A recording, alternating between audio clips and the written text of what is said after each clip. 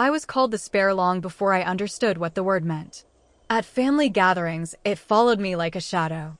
Not needed. Easily replaced.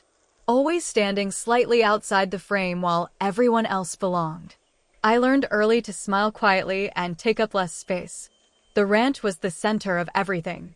$50 million of land, history, cattle, and pride stretching farther than the eye could see.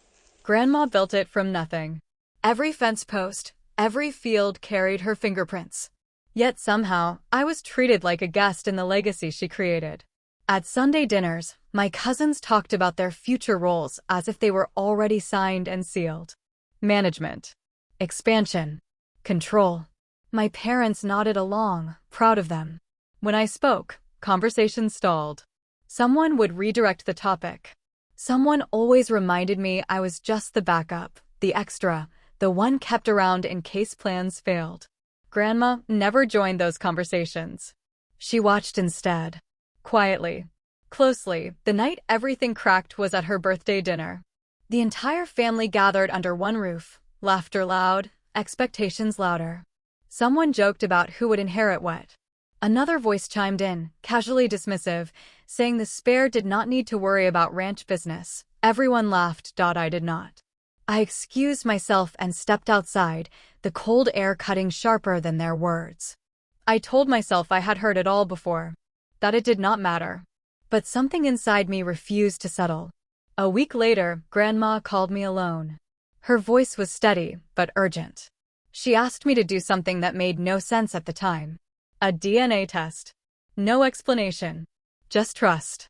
That request became the first crack in the story my family had been telling for years. I did not know what the results would show. I only knew that Grandma had looked at me differently than anyone else ever had. Not like a spare, like the answer, and whatever that test revealed would not just change who I was. It would decide who truly owned everything they thought was already theirs. The days after Grandma's call felt unreal, like I had stepped into a story no one else knew was unfolding. I went in for the DNA test quietly, alone, signing forms that felt heavier than paper should. No one asked questions. No one needed to know yet. Whatever Grandma was testing, she wanted it sealed until the right moment. Back at the ranch, life continued as usual. Or at least it pretended to. My cousins still talked loudly about expansion plans and future profits. My parents still treated those conversations like certainty instead of assumption. I was still the spare, sitting at the edge of the table, passing dishes, listening more than speaking, but something had shifted inside me. I started paying closer attention to details I had once ignored. How certain relatives avoided paperwork. How often decisions were made verbally, never written down. How Grandma's signature was treated like a formality instead of authority. Everyone assumed her age had softened her grip. They were wrong. Grandma began calling me more often. Not about the test. About the ranch. She asked what I noticed. What I would change. What worried me. I answered honestly, carefully, never overselling myself. She listened without interrupting, the way people do when they are measuring truth. One afternoon, I overheard my uncle talking about succession like it was already finalized. He spoke with confidence, almost ownership. He mentioned lawyers, trusts, future control. My name never came up. I was not even an afterthought. That was the moment curiosity turned into resolve. I realized the family story had been written without facts, only assumptions repeated long enough to feel real. The DNA test was not just about blood. It was about proof. About ending speculation with something undeniable. Weeks passed. Grandma's health wavered slightly, enough to make everyone nervous, but not enough to slow their ambition. Plans accelerated. Meetings happened without her. Decisions were made in advance of permission, and still, no one looked at me. Then the call came. The results were ready. Grandma did not explain over the phone. She simply told me to come see her. Alone. Her tone carried something I had never heard before. Not urgency. Certainty. As I drove toward the ranch house, my heart pounded harder than it ever had. I did not know exactly what awaited me. But I knew one thing with absolute clarity. Whatever was about to be revealed would not stay hidden for long, and when it came out, the word spare would lose all meaning.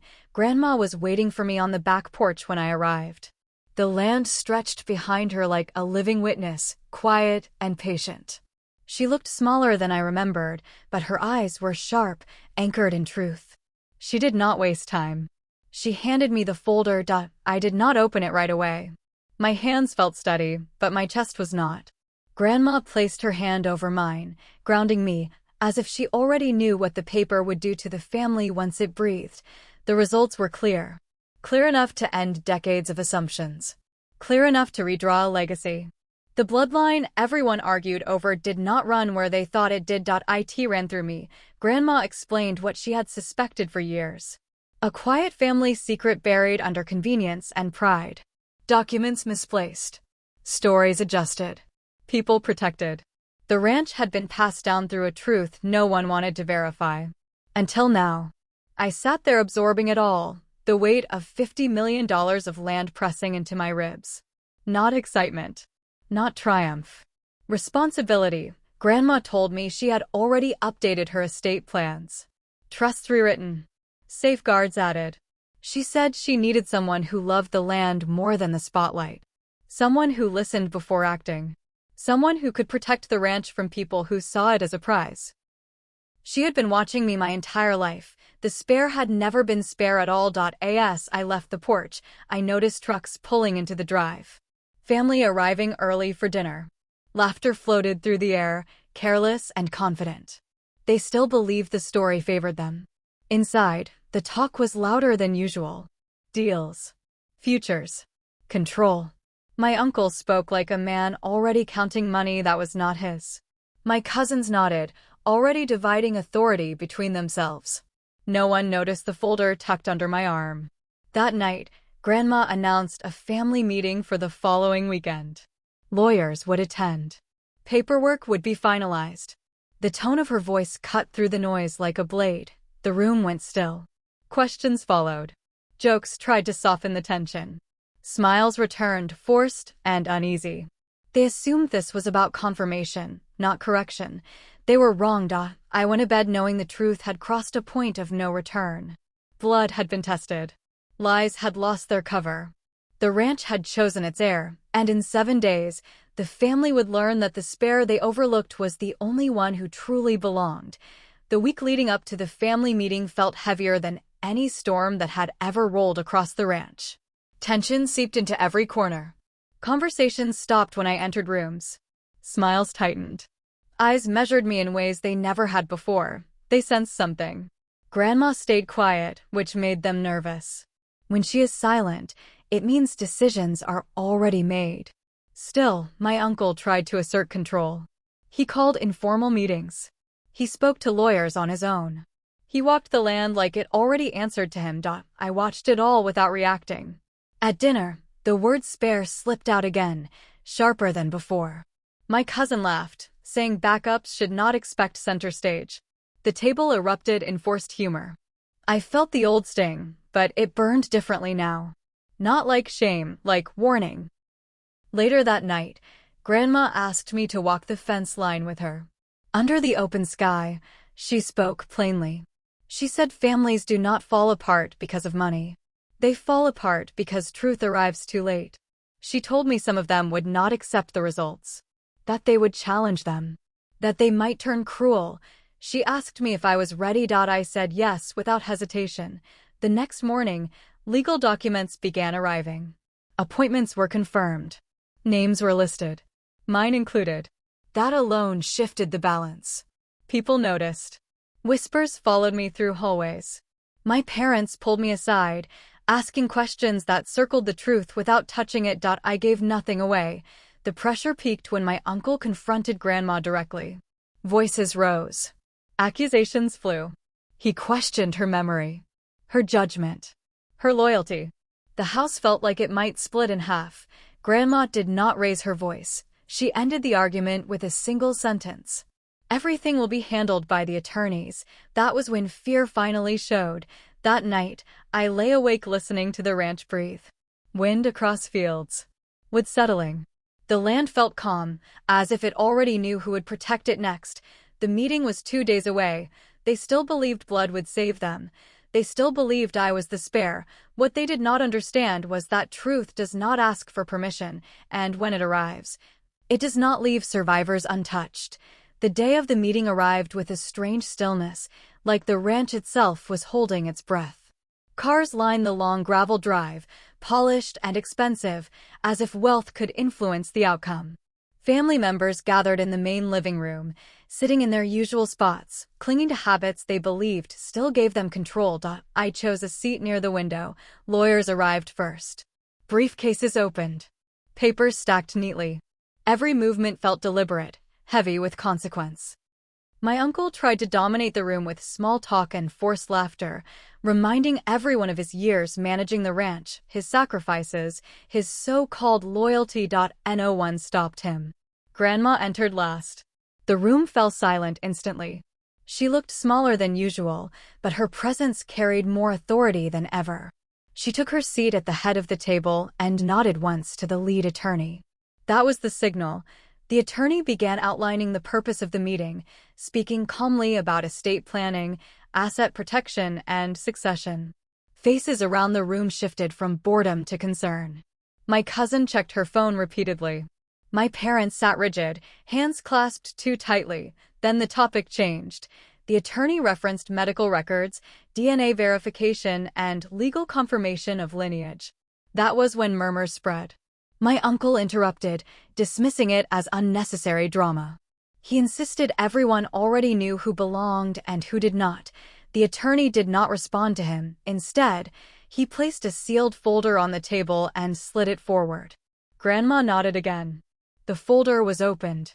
Pages were turned slowly, deliberately, as if each one deserved respect. I felt every eye move toward me. The attorney explained that the results were indisputable. Verified through multiple labs. Legally binding. There was no room for interpretation. No room for appeal. My cousin scoffed. My uncle leaned back, arms crossed, still confident.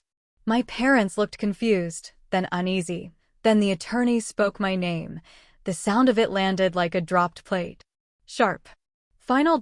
He stated clearly that I was the only confirmed biological grandchild. The only legal heir to the ranch. The only one with full inheritance rights. The room erupted. Voices overlapped. Accusations flew. Lies were shouted as truth. Someone demanded proof. Someone else blamed Grandma. Someone blamed me. I stayed seated. Grandma raised her hand. Silence followed instantly. She said this decision was not about revenge. It was about legacy. About protecting the land from people who treated blood like a bargaining chip. My uncle stood up, red-faced, shaking. He said this was not over. That lawyers could be fought. That families could pressure outcomes. Grandma looked at him and said it was already over. What none of them realized was that this meeting was only the beginning, because inheritance was just the first door, and behind the next one, everything they depended on was waiting to collapse. After that meeting, the ranch no longer felt like neutral ground. Every hallway carried tension. Every glance felt calculated. The family stayed, but the air was poisoned with resentment. Smiles vanished. Conversations stopped when I entered a room. That night, I barely slept. Not because I was afraid of losing what had been confirmed, but because I finally understood how deep their desperation ran. People who believe something is theirs will do anything to keep it, even if it was never meant for them. The next morning, the pressure started. My uncle requested a private conversation, claiming he wanted peace. He spoke about unity, about forgiveness, about how families survive storms by standing together. But his eyes kept drifting to the paperwork folder on the counter, like it was a weapon pointed at his chest. I said nothing. Later, my cousin cornered me near the barn. She reminded me of childhood memories, pretending we were ever close. She suggested splitting ownership, selling part of the land, turning the ranch into something modern and profitable. I realized then that none of them were interested in Grandma. They were interested in control. What they did not know was that while they were trying to manipulate emotions, the attorneys were already working. Deeds were being reviewed. Accounts were being audited. Trust clauses were being activated quietly, efficiently, and secrets were surfacing. The ranch was not just land. It held debts they never disclosed, contracts signed without authority, and deals that violated Grandma's original terms. Every signature my uncle bragged about was now a liability. Every decision he made behind closed doors was being re-examined. That afternoon, Grandma asked me to walk the property with her. She moved slowly, leaning on her cane, pointing out places she had protected for decades. The creek they tried to sell. The north fields they wanted to lease. The old barn they planned to demolish. She told me she stayed silent because she needed proof, not promises. And now she had it. Before sunset, lawyers returned. Notices were prepared. Management authority was officially revoked from anyone except Grandma and her confirmed heir. Me. When my uncle found out, he exploded. He accused me of manipulation, of poisoning Grandma against the family, of stealing a life that was supposed to be his. I listened calmly, because while he was shouting, security vehicles were already pulling onto the property. Locks were being changed. Access codes were being reset. The ranch was no longer theirs to fight over. And the worst part for them was this: they still believed the inheritance was the end. They had no idea the final reckoning had not even begun. The next 48 hours felt unreal. The ranch transformed from a familiar battlefield into restricted territory. People who once walked freely now needed permission. Trucks were stopped at the gate. Keys stopped working. Offices were sealed. And the family finally understood this was not a threat. It was happening. My uncle tried to rally support, calling relatives who lived hours away, spinning stories about betrayal and manipulation. But the truth moved faster than his lies. Legal notices reached inboxes. Bank accounts were frozen pending review. Unauthorized contracts were officially voided. One by one, their power collapsed. The cousin who mocked me as the spare heir broke down first. She tried guilt, then anger, then tears. She said the ranch would fall apart without them. She said Grandma was being used. She said I would regret this. What she did not realize was that Grandma had already planned the future. Weeks before the DNA test, she had documented everything. Audio recordings, financial trails, witness statements. She suspected betrayal long before anyone suspected inheritance changes. She just needed confirmation of who deserved the truth, and she got it. That evening, a family meeting was called in the main house. No raised voices this time. No fake smiles. Just silence and fear. Papers were placed on the table outlining violations, misuse of funds, and breach of trust. Each name was read slowly. Each consequence was unavoidable. Some were ordered to vacate the property within days. Others lost any remaining claim to the estate entirely. A few faced investigations that would follow them far beyond the ranch gates. I watched them absorb it, the weight of years of arrogance finally catching up. My uncle tried one last move. He accused Grandma of destroying her own family. He said legacy meant blood and tradition, not tests and documents. Grandma stood up, steadier than I had seen her in years. She said legacy meant protecting what you built from people who only wanted to consume it. She said blood does not guarantee loyalty. And then she turned to me. She placed her hand on mine and made the final announcement.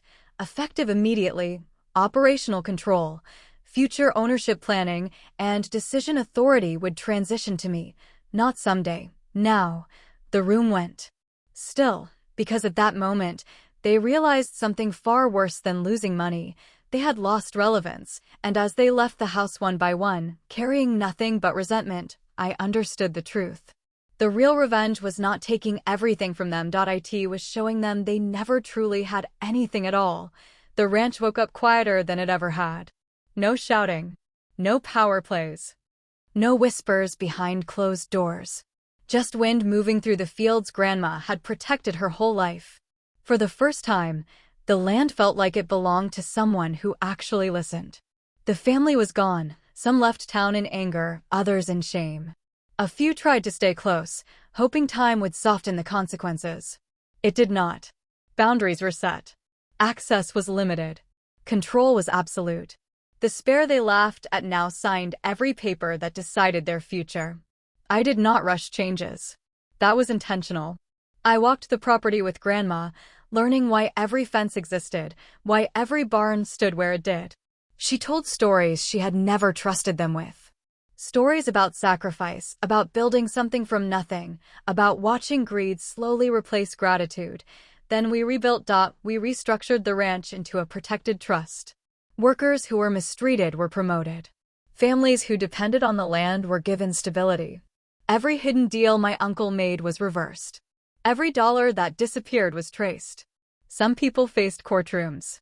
Others faced silence, which hurt them more. The cousin who once called me spare tried one last apology. It was not accepted. Forgiveness does not mean access. Growth does not mean forgetting. Months later, the ranch hosted a public charity event. Press everywhere. Community leaders present. Grandma stood beside me as the new plaque was revealed. It carried both our names, not as symbols of inheritance, but of continuity. People asked how it felt to win. I told them it was never about winning. It was about finally being seen. The family watched from a distance through headlines and photos, realizing the story they controlled for decades no longer included them. The ranch thrived without their hands in it. That was the part they never expected. When Grandma passed peacefully the following spring, there was no chaos, no fighting, no uncertainty. Everything was already decided. And as I stood on the porch that evening, looking across land worth millions, I understood the final truth. They called me the spare because they never imagined I would be the last one standing. That was the revenge. If you stayed till the end. Tell me where you are watching this from and what time it is on your side.